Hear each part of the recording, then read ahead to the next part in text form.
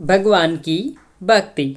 वह आदमी बीमार पड़ गया और बीमारी में बहुत ही परेशान हो गया और उससे सभी घर वाले भी परेशान हो गए क्योंकि वो बहुत ही ज़्यादा बीमार पड़ गया था। वह व्यक्ति और यही सोच रहा था कि अगर भगवान मुझे मिल जाए तो मैं ज़रूर पूछूंगा कि मुझे इस समस्या से उन्होंने क्यों डाला है। वह आदमी अपनी बीमारी से ठीक ही नहीं हो पा रहा था। उसने बहुत इलाज कराया पर समस्या वैसी की वैसी ही बनी रहे और इस प्रकार एक साधु महाराज जी उनके गांव में आए।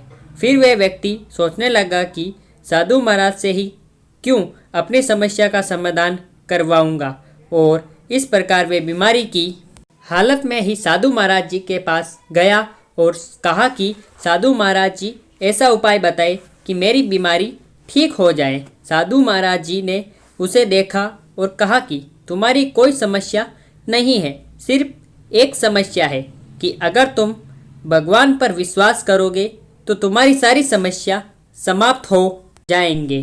तभी उस व्यक्ति ने कहा कि मुझे भगवान से तो मिलना है क्योंकि उनसे ही पूछूंगा कि मेरी इतनी समस्या क्यों बढ़ गई है और मैं इन समस्याओं से क्यों नहीं निकल पा रहा।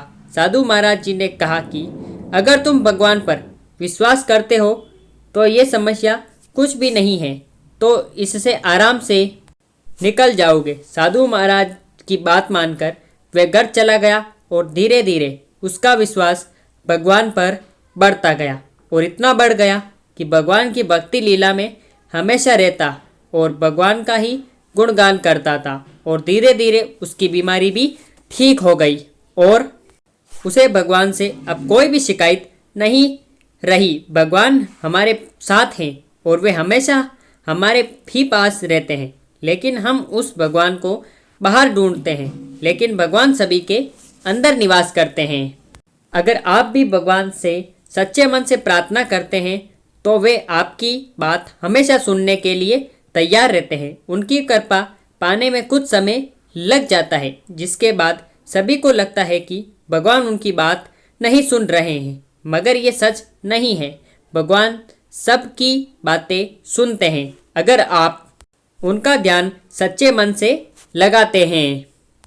तो मेरे प्यारे भाइयों और बहनों, आपको आज की हमारी कहानी आपको कैसी लगी आप हमें नीचे कमेंट बॉक्स में बता सकते हैं। साथ ही साथ ऐसी ही धमाकेदार एंड मज़ेदार मोरल स्टोरीज के लिए आप हमारे चैनल को सब्सक्राइब करके बेल आइकन जरूर प्रेस करें ताकि हमारी ऐसी वीडियोस की सब नोटिफिकेशन सबसे पहले आप तक पहुंच सके जैसे हम उस वीडियो को अपलोड करें। फिर मिलेंगे ऐसी धमाकेदार स्टोरी के साथ, तब तक के लिए गुड बाय। जय हिंद, जय भारत। Thanks for watching.